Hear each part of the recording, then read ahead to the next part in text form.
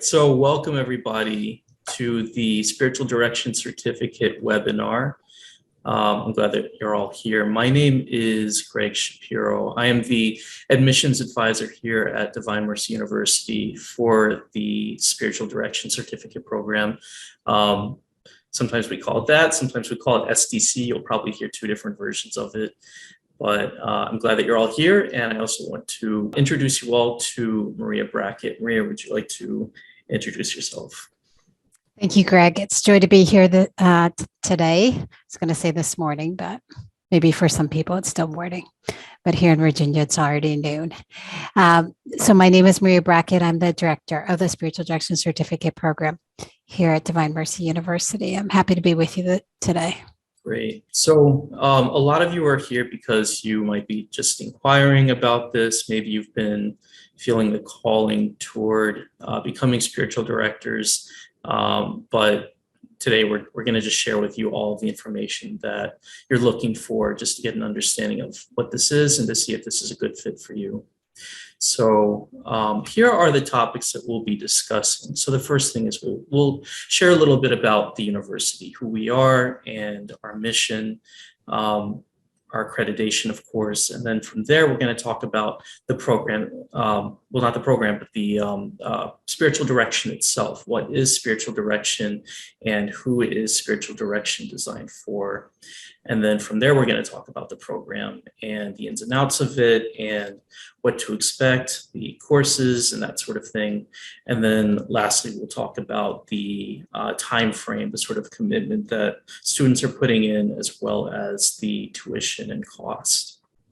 So from there, let's start with who we are as a university. So Divine Mercy University, I'll just start by saying that we began back in 1999 under the name of IPS, the Institute for the Psychological Sciences. And that still exists. So we actually still have that as a school here, and that's sort of the umbrella for the PsyD in Clinical Psychology program, as well as the Masters in Psychology program. And then in 2016, we added the School of Counseling, so that carries over for the Masters in Counseling program. But in 2019, we then began the Spiritual Direction Certificate program. And all of these courses ultimately make up Divine Mercy University. Now, the mission of the school, Divine Mercy University is an institution of higher education offering graduate degrees, continuing education, and certificate programs globally. We have students all over the world. The university is dedicated to the renewal of the Catholic Christian intellectual tradition and the integration of the theoretical and empirical basis of psychology, professional counseling, and related fields, with a Catholic Christian view of the human person through teaching and learning, both knowledge and critical skills. So that integration component of psychology with the Catholic Christian understanding of what the human person is ultimately our bread and butter and why we exist. Now, the university provides students with an appropriate academic and educational environment that supports the integration of science, scholarship, and, as we mentioned, a Catholic Christian understanding of the person through a rigorous, critical, and objective search for truth. So again, this is ultimately the Catholic Christian understanding of the person and looking at the person holistically is what makes us so different from so many other universities. Now, our accreditation, we are institutionally accredited through the Southern Association of Colleges and Schools, sometimes known as SACS. It's one of the 7 major accrediting bodies, so we do hold to a high standard of education. And at the top, you'll see the American Psychological Association. Now, I'd like to highlight this. This is an accreditation, an accrediting body that you would only find in a doctoral program, but we do use that same APA writing style in all of our programs, including in the Spiritual Direction Certificate program.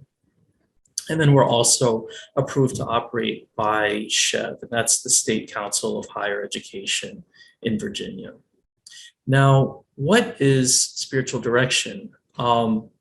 Sometimes people that look to us and they're considering entering into this ministry, they might look at it in many different ways, but ultimately what I want to do now is just talk about what it really is and what to expect in it. So the first thing is spiritual direction is accompaniment. So it's assisting people on their path to the Lord. So it's ultimately that guidance as people are growing in their faith.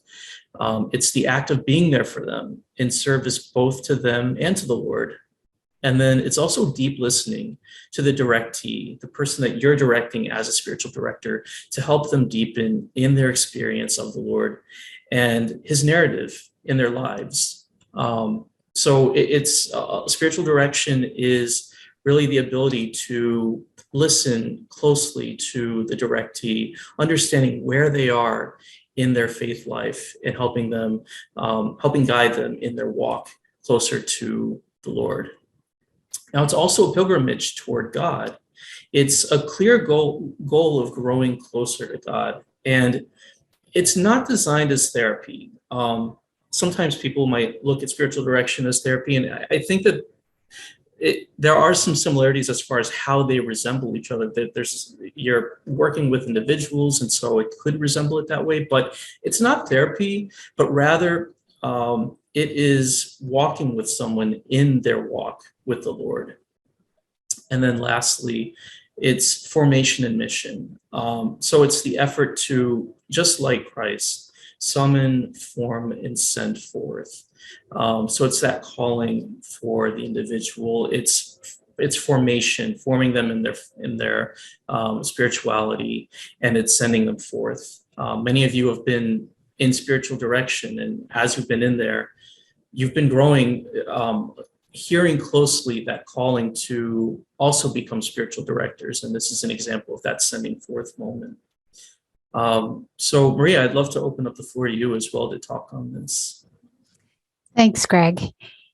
We are aware that there's many different understanding of spiritual direction in the world. And so this is why we wanted to kind of share with you kind of how we see spiritual direction in the program. Of course, we don't see it as anything as if we've created a new model or anything. We just really try to put ourselves richly in the Catholic Christian tradition that already exists and place ourselves firmly in that. And so this understanding of spiritual direction that Greg has given you and that that weaves throughout the whole program is really this understanding that's deep within the Catholic Christian tradition. Now, next, why is spiritual direction such an important ministry? And like Maria said, this is really sort of a rich tradition within the Catholic Christian world, that there are so many that are active within this. And this has been a very sort of common activity that has happened within those Catholic Christian communities. Now, why is spiritual direction so important? So first, it's offering the service of deep listening to another, which is very important for people as they are trying to understand the mystery of God and trying to grow closer to him. So that sort of deep listening is very important. Now, next, it's also accompanying our sisters and brothers in the faith to help strengthen their faith, hope, and love. So those theological virtues are the things that we've been commanded to embrace. And that sort of accompaniment is something that we ultimately need as we're trying to grow in our faith. Guiding another to find the Lord in every situation of life. This is in some ways can be challenging for people, especially as they go through different traumas and crises, or even just the mundane lives. But having the guidance to find Christ in all scenarios that we encounter in life is incredibly important for us. It's also a way that others may discover they're called to be a spiritual director. I had mentioned earlier that many of you have gone through spiritual direction, and as you've been going through it, you've been hearing yourself the call to also guide others. And so this is another example where, as spiritual directors yourselves one day, you'll be working with individuals, and they in turn will also begin to hear that calling themselves. And then lastly, giving spiritual direction as a help also for the director to grow in his or her relationship with God. So this is just one of these natural things that happen where, as you're offering this sort of assistance and guidance for others, you're growing in your own faith. Just as we pray for other people when they ask us to pray for them, there are spiritual fruits that we also receive in doing that. So there's a lot of benefit to this, not just for the directee, but even for the spiritual director. And Maria, I'd love for you to open up here as well. So what I was thinking as you were speaking, Greg, is just the beautiful part of spiritual direction that is, it's almost a ministry of presence, of being present, being present to another person, to the directee, being present to the Lord, allowing that space where that person can receive the gift of presence. And hopefully through your presence with them, be able to connect with the presence of the Lord in their own lives and his healing presence. So you kind of work as a bridge to a certain extent in that world of presence. And so much of our training here in the program has to do with that, of how to learn to be present to another person and what that means for you, your capacity, learning how to be present to yourself, how to be present to the Lord is so much important in learning about how to be present to another. So this is kind of like underlining all these elements of the ministry of spiritual direction. And just like the presence of the Lord is a healing presence, I think that a spiritual director can make that presence of the Lord more real to a directee. And it can be a way that the Lord heals through spiritual direction. I appreciate that, Maria. I'm going to move on to the next topic. So what to expect in SDC? I know many of you are curious. What is it going to look like for you as a student? What sort of activity will you be engaged in? So the first thing I'll highlight is that these courses are done online. And so what you'll be doing is logging into discussion boards. You'll have your reading assignments. You'll be posting in these discussion boards, engaging with your cohort, the professors this way. And so it's done online, and it's also done asynchronously. So this does give the students a lot of flexibility. So in other words, as a student, you can log into your classes at any time that works within your schedule. So if you're a morning bird and it just makes more sense for you to wake up a little bit earlier before the day officially begins and logging in and getting your work done when things are still quiet and before the activities of the day begin, you can do that. If you're someone that likes to stay up late and do your studies and your posts, you can do that too. So it's really up to you when you want to have that sort of activity. Now also there are 6 courses in the program, and you're taking one course at a time. So one course per 8-week term. And then along with that, there are 2 residencies, and these residencies happen at different points in the program. So the first residency, and we'll talk a little bit more about that as we go further, but I'll highlight the first residency will happen in your 3rd term, and then your second residency will happen in your 5th term. And then there are also 60 practicum hours. So these will be a little bit closer toward the end of the program, an opportunity for you to put your skills in practice, your skills and knowledge into practice, where you'll be able to work with individuals as a spiritual director. I can explain that a little bit, Greg, if you want. Yes, I'd love for you to. So those practicum hours, it's something very intentional that we put into the program when we designed it. And basically it's broken up into about 3/4 of those 60 hours is actually seeing people in spiritual direction. And then the other fourth is receiving supervision. And the supervision is actually given within the last two courses of the program. So you don't have to go find a supervisor yourself. Your instructor actually serves as your supervisor. So this allows you to really, like Greg was saying, to really start putting into practice the skills and the knowledge and getting feedback about that and learning as you go in order to do this. So in the second residency, it's where we kind of launch you into those practicum hours and starting to see people in spiritual direction and having those supervision hours. Very good. And since we had highlighted too that there are 6 courses that you'll be taking, these are the 6 that the students are taking in their program. So the first one, SDC 100, is ongoing conversion, deepening discipleship, and the foundations of spiritual direction.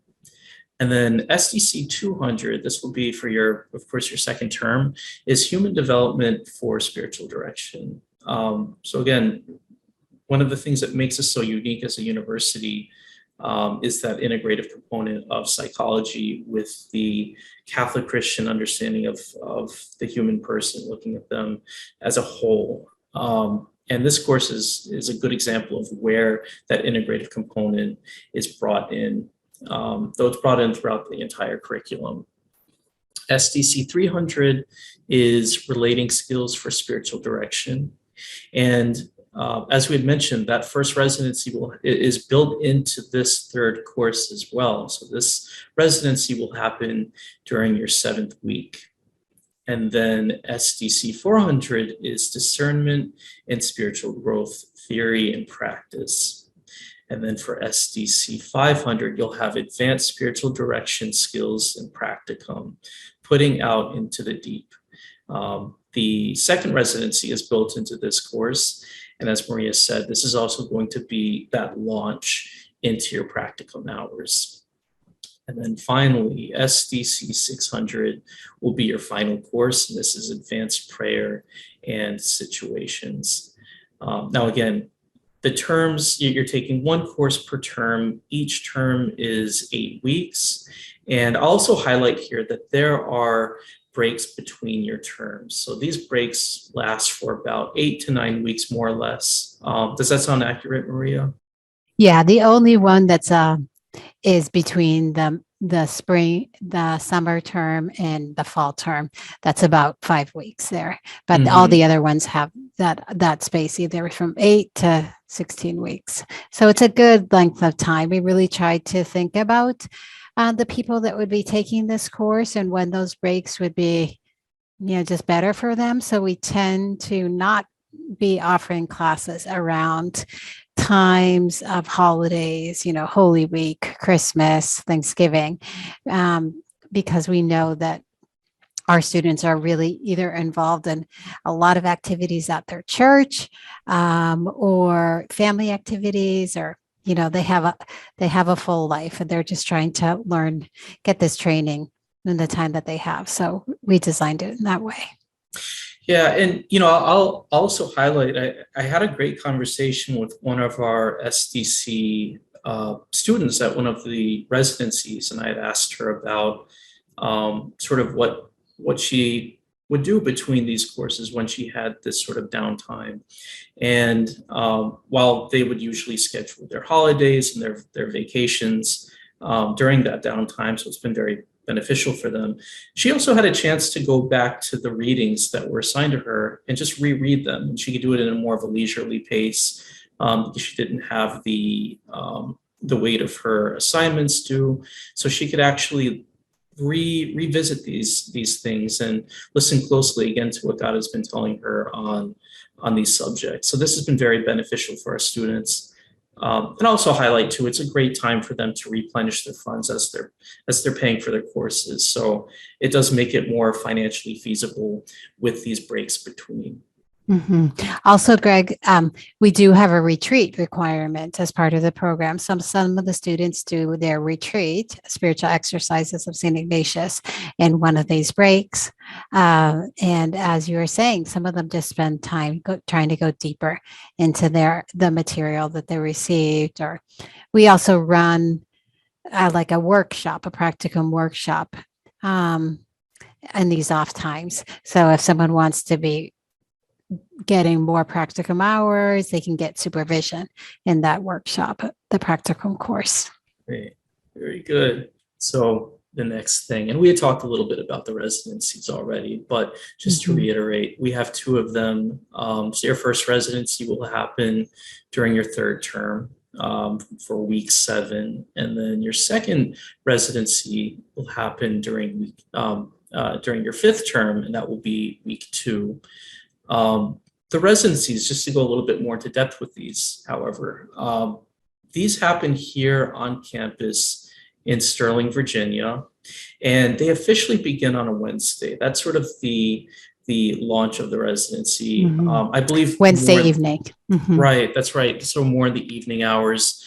And is that more, Maria, that serves as more of sort of a meet and greet for the students? Yeah, it's a very, like a light dinner, meet and greet, just and giving the binders to the students, kind of introducing the faculty so that the next morning at 8 we can start. Very good. No. Yeah, and these residencies, as we mentioned, they're each for 4 days, so they conclude on a Sunday, and by lunchtime. Sundays, and we have mass here for the students as well. Yeah, so it's very doable, Greg, for people that work, in the sense that they don't have to take off tons of time, because since we're so close to the Dulles airport and also just a lot of major highways, we're pretty accessible. So we're hoping that we're not eating into too much of their work time or family time, that they really could travel like a Wednesday afternoon and get here. And then on Sunday for the lunch, we pack it up. So if they want to stay here and still visit and eat it here, they can. Or if they want to, hit the road already or catch a plane, they can do that too, because we know that Monday comes soon and they probably need to be back with their families or their job. Yeah, and I'm glad you brought that up too, because having the residencies carry over into the weekend also just makes it a little bit more accessible for those that do have their responsibilities to work or those things related. And as Maria mentioned, the campus is very close to Dulles Airport. I think we're about a 5-10 minute drive from there. Yeah, like 6, I think. Yeah, something like that. And we're always hearing airplanes over us, so that's how close we are. But it's very convenient for the students that are coming in for the residencies. Well, yeah, Greg, and just before we go on, I'd love those 2 pictures there. Those are pictures of some of the residency groups as they've come through. So you can just see the diversity of the groups, priests, religious, lay people, men, women, all different ages. It's really great richness. Yes. So the next thing, and we had talked a little bit about this as well, but this is term-based. So again, you're taking 1 course per term for 8 weeks. And usually when it comes to the time commitment, from what we've seen, students are typically committing somewhere between 6 to 9 hours per week. So if this is something that you're considering doing, it's always important to look at your current schedule, look at your responsibilities, and see if fitting in 9 hours is something that would work for you. So at some point, I hope to speak with you one-on-one, and we'll talk more about that. And we also mentioned the breaks between. There's roughly 9 to 10 weeks of breaks between these, except for in the summer. There's going to be a little bit of a shorter one between the summer and the fall term. And then in total, the program would be completed in 2 years. That would include those breaks between your terms. Yes, and if anyone needs to take a leave of absence at any time, Greg, each student is allowed 3 leaves of absence in their time in the program. So it can extend up to 3 years. We really don't allow someone to spend more than 3 years in the program, but it could be up to 3 years if you were taking some leaves of absences or LOAs, as we call them. Mm-hmm. Yeah, and I'm glad Mhm. you brought that too, just because that does happen. Students, they need to take a leave of absence because of an emergency, or they had something very important planned that they need to make sure Mhm. they can do. I'll even mention very quickly, because you might be thinking this sort of thing right now for our guests. Let's say that your residency were to fall in let's say the summertime, and you know that you have something that would prevent you from proceeding with that residency. If it makes more sense for you to take a leave of absence and then pick up that residency, that third term or that fifth term, whichever residency that is for the next start date, for the next term, then that's something that can be done as well. So there is some flexibility that we offer to the students. Yes, exactly. Now, let's talk about the cost. So the first thing I'll mention is, as we mentioned, there are 6 courses, and it is $778 per course.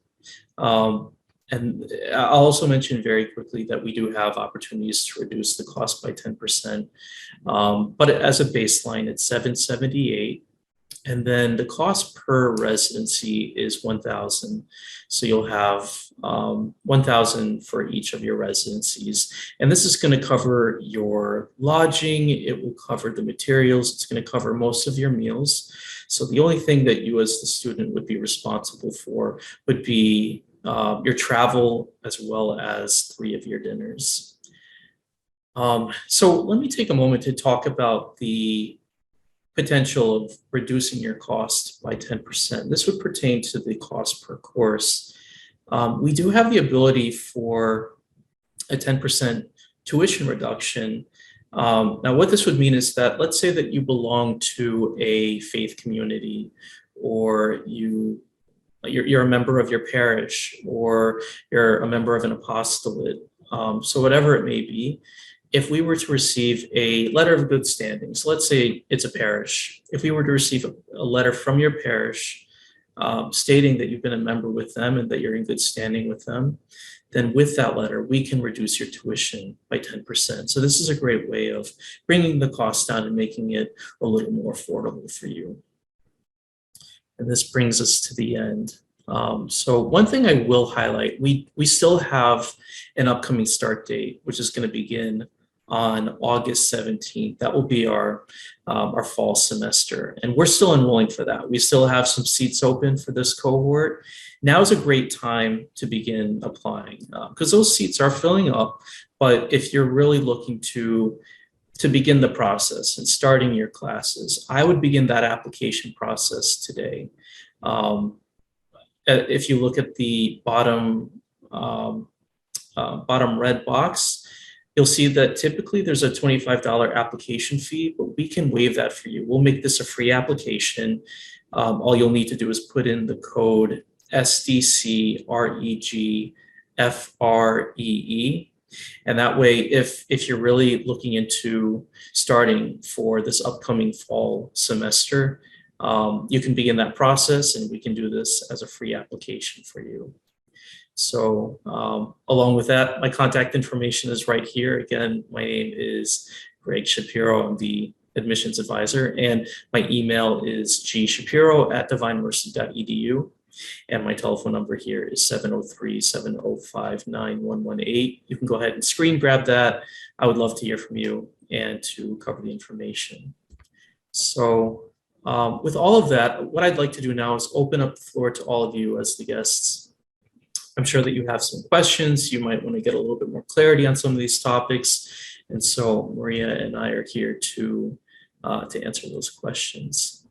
So it looks like we have one question from Maria, and she asked, is it correct to say that spiritual directors can't offer counseling, but counselors could also offer spiritual direction? How would one choose between the two? Maria, you are an experienced spiritual director. I'd love for you to answer this one. So yes, I mean, not necessarily, spiritual directors are not trained to be counselors, nor are they licensed to be counselors, right? So they can't offer counseling, and a counselor could be trained as a spiritual director and could give spiritual direction. But we like to say in the certificate is that you really have to separate the moments if you're trying to do two things, um, because of the fact there could be confusion. Counseling is different than spiritual direction. As you know, we talked about what spiritual direction is.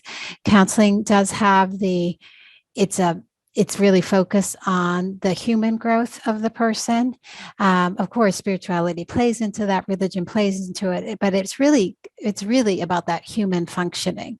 And really, spiritual direction is focused on the relationship of the person with the Lord. Right. And spiritual direction is not a problem solving ministry. It's a walking with someone as they walk with the Lord. Whereas counseling really does have some problem solving. It's trying to help a person so that their human functioning becomes better. So it does go into that. So there are differences. And since our goal with the certificate is really to form professional spiritual directors that know well their field and are able to give this service to others. That's really what we try to do. So I hope that's answered the question.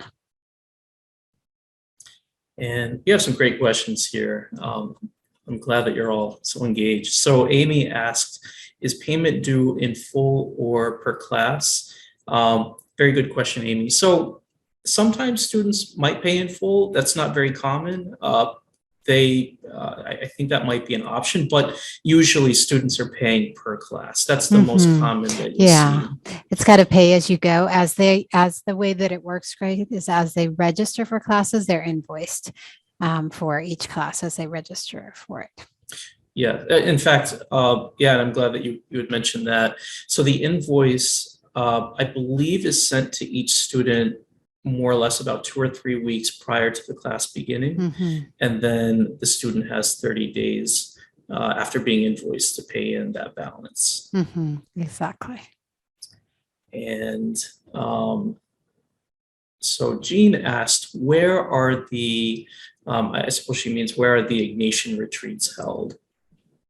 So for that requirement, you'll see on our website the list of requirements to graduate from the program. That requirement is to do at least a 3-day Ignatian spiritual exercises. And we ask the students to find them, really, so the students come from all over the United States and Canada and sometimes even other countries, right? So we ask them to find an option that works. And we really do ask them to do that requirement by the time that they finish the 3rd course, because we want them to have that knowledge as they're going into discernment and deeper into the spiritual life and knowledge of the spiritual life, right? So sometimes students will reach out to me and be like, I'm not finding a retreat, so I can help them problem solve that and try to see something, but usually they're able to find something. I mean, basically the requirement is at least a 3-day Ignatian spiritual exercises. So in that also falls if you want to do a 5-day, if you want to do an 8-day, or maybe you've done the 19th annotation, or you're doing the 19th annotation, the spiritual exercises in daily life, all those things would count too. Yeah, and it looks like she had a second part to her question, which I think you answered very well, Maria, which was, she asked, can I find my own Ignatian retreat, or do you have a specific location you prefer? And like you said, this is something that students will find on their own. They might be very close by. So you do have the liberty to find the one that's that you prefer. Exactly. There's another question, which is, what is the most typical time frame from start of the program to finish? So the program it's designed as a 2-year program, and so you're taking one course per 8-week term. though it can be extended depending on the student, depending on if they take leaves of absence or an LOA. If they decide to take a leave of absence for a good reason, if they need to travel for something, or if it's a health related issue, you have that availability. And then whenever you're ready to come back to the program, we would just get you reinstated back in. Yeah. So Greg, they also, sometimes it can be extended a little bit past 2 years if they're having problems getting their practicum hours. They've got 6 months from the time that they finish the last course to finish their practicum hours. A lot of students actually, as they're finishing the last course, they're finishing their practicum hours. But there are people, probably about 10%, 15% of the students that really do use that 6 months, right?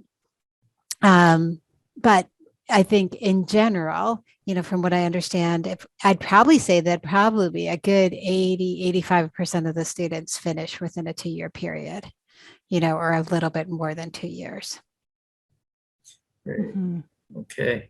And Cheryl asked, how can I go about getting the letter of good standing from my pastor to you? Can he simply send it via email, or what exactly must the letter contain? That's a great question, Cheryl. So what we prefer is that we get a letter on letterhead, and that it would come from your pastor. And this is, for example, if it's coming from your parish. But it would be ultimately him stating that you've been a member with this parish. He would mention how long you've been a member with this parish, and he could send it to us via snail mail if he prefers, but I usually see them come in via email. That might be more efficient as well. So the parishes are very accustomed to doing this type of letter because they have to do it for godparents, for people that are being baptized, with someone that wants to be a godparent or a confirmation sponsor. So they usually already have a template, but basically, yeah, it's just that you are a member of that parish, that you're an active member, right?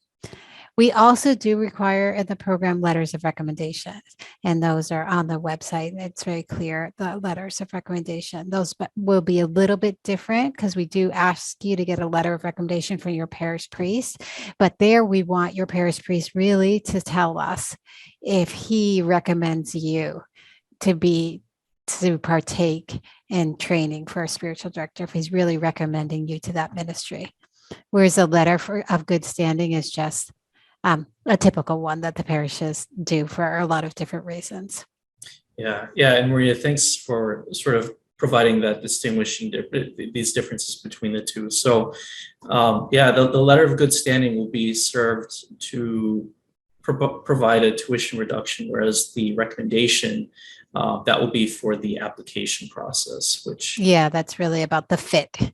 Right. You're fit for the program, because we want to hear from that faith community that you belong to, that they themselves are thinking that this, it's one of the ways that the Lord speaks. He speaks in our heart, but he also speaks through the people that we serve and that know us, and whether they themselves would recommend us for this service.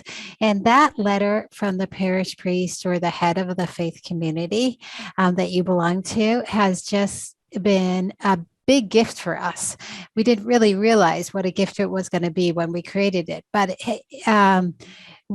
it opens up this whole conversation between our students and their leader of their faith community, and the faith, it opens up this conversation where they talk about this interest, and then a lot of times that leader of the faith community says, how can we help you? How can we support you?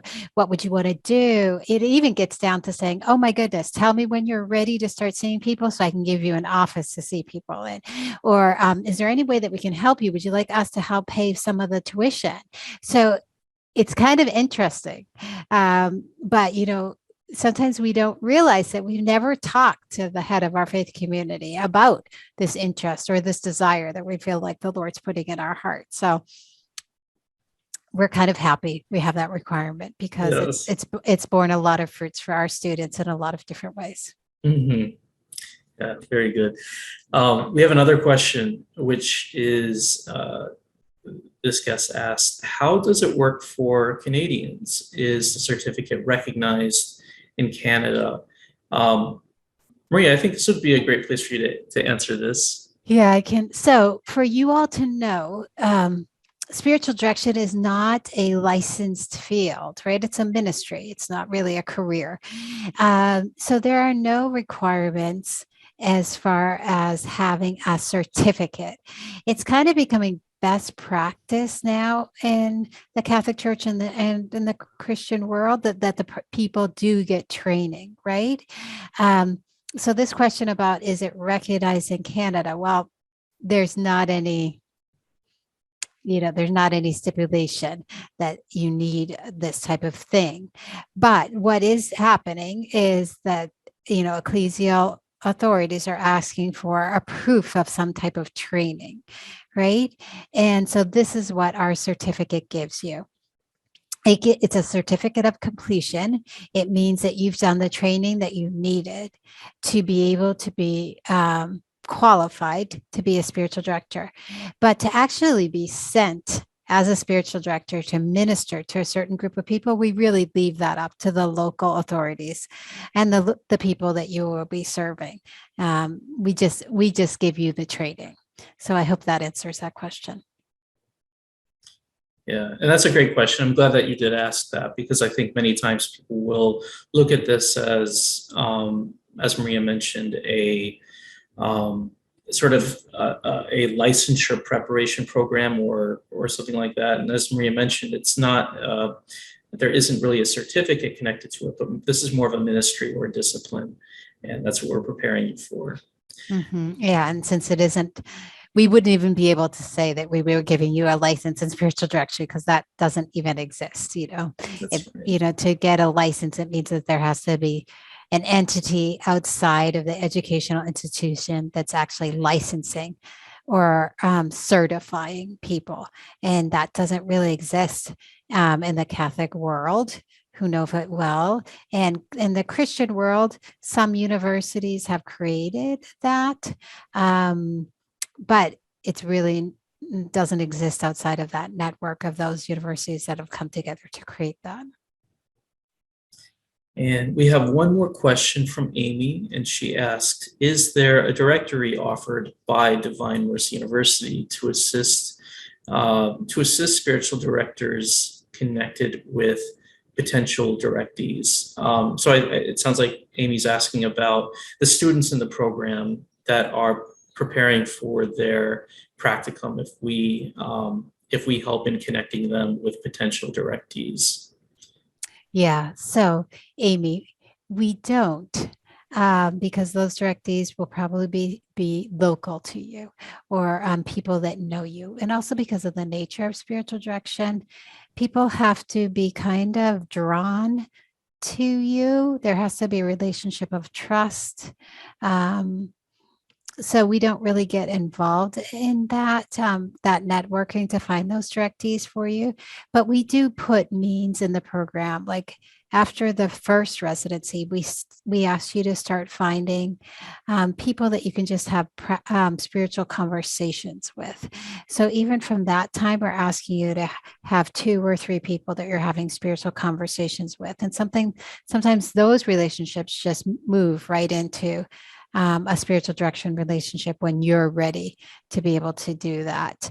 And then usually what happens is that your priest or your pastor knows that you're getting this training. Your friends start knowing, people start knowing, the word spreads, and yeah, there's usually not a difficulty for our students to find to find directees at the end of the day when they get there. Yeah, it's interesting because there sometimes is that moment where the director and the directee are in that beginning phase where they're trying to understand each other and understanding their communication, their ways of communicating with each other, and that's a very important part between the director and the directee, which is why it's so important that you're doing this within your community in the area that's near you, I'll even share, I remember 5 or 6 years ago, I was seeking a new spiritual director, and I met with someone that I knew from the parish I was going to at the time. And we had that sort of initial meeting where we just talked to each other and tried to understand where we were. And I got to learn about him as a spiritual director. He got to learn about me as a person and in my faith journey. And he was great with his communication, and I think I still know him today, and I think he's very well equipped with what he does. It just turned out we had very different ways of communicating, and probably what I was looking for within spiritual direction. And so sometimes that might happen, and that's okay. There's nothing wrong with that. But I think those initial times where you get to actually speak with them and understand one another is such an important part within this ministry. Exactly. One thing that, this brought up to mind to me, Greg, was just to tell whoever's on this conference call that we also, if you go to the Divine Mercy University website and go under alumni, there's actually an alumni directory there. And so all of our alumni from all of our programs, whether they're psychologists or therapists or spiritual directors, those that have wanted to be listed on the website are listed for the sole purpose of people finding spiritual directors and counselors and therapists. So you can go there and you can see. So it's a kind of flip side. The person was asking about finding directees, and it made me think about finding spiritual directors. How can I find a spiritual director? Well, that's a way that you can find one. We didn't mention this, Greg, but part of the requirements to get into the program is that you do have a history of frequent spiritual direction, and that you are in spiritual direction, and that you will continue in spiritual direction throughout your time in the program, just because we really do think it's an ethical obligation of a spiritual director to have a spiritual director and to be in spiritual direction. Yeah, well said. So it looks like we have one more question. And the question is, I have not had a spiritual director, but have been very active in the church, apostolates, and Catholic formation. Is that a problem? So that was exactly what Maria was referring to. So what I would do is I would suggest, if you haven't gone through spiritual direction, now would be a good time to begin that process, to seek out a spiritual director and begin that journey, understanding what spiritual direction looks like from the side of the directee is very important. Not only is it important just in terms of the admissions process, but it's going to be very fruitful for you as well in your journey. So I would begin there. That's a great place to start. Very good question. Yeah, it is. And we'll pray that you find a great spiritual director. That's why one of the reasons this program ever came about is because we realized there was a need for spiritual directors out there. And we wanted to, from our place within education and our understanding of the human person, to offer that. Pope Benedict Emeritus, Pope Benedict, says that every Catholic should have a spiritual director, right? So we were like, oh, we need a lot more people out there, right? Because of the idea that we walk as a community with the Lord. And so many of the things that we do is in a communal fashion, but also the Lord walks with each of us, and the particular gifts that each of us is to the world, and the gift that we want to be for the Lord. It kind of needs that individualized attention. The Lord wants to meet us. He wants to meet us in confession and the sacrament of confession for Catholics on an individual basis, but also in spiritual direction. It's just an opportunity for us to see more clearly just where He is in our lives. Yes. Good. Well, again, thank you all for being here. I'm just glad that we were able to share this information with all of you. Once more, I'll just highlight that we still do have some open seats for our next upcoming start date. So this will be for August 17th. So if you're interested in applying and you'd really like to begin the process, give me a call, send me an email. You're even welcome to text me if that's easier, so we can establish that establish that communication and see if this is in fact a good fit for you. And then if it is, then I'd be more than happy to get you moving forward with the full application process. So with that said, Did a few more questions come in there, Greg? let me check. There might be one more. You know what? We do have a few more. We don't want to keep them too much, but yeah. No, I'd be happy to answer these. So, so a follow-up question from the last one. So should I not apply at this time? If you have not gone through spiritual direction for, I think we would say roughly a year, that sort of standard. Yeah, frequent spiritual direction for at least a year. We really want. No. Yeah, so I would hold off on applying. And for now, I would just begin by seeking out a spiritual director. But again, if you still have any questions and you still want to have a conversation just to better understand it, you're more than welcome to give me a call. I'd be happy to speak with you. Yeah, and exactly. And I think there's some resources I think I've shared with you, Greg. There's a few websites where you could find spiritual directors if you're looking for a spiritual director, besides what I mentioned about the alumni tab here at the universities, on the university's website. So there are other places that other websites also that you can find a spiritual director. Yes. Yeah. Good. And one more question was that I was wondering if this webinar would be provided for those that may have shown up a little bit late. We can do that for you. So this has been recorded, so we'll make sure that for those of you that would like to revisit the information, we can get that sent to you.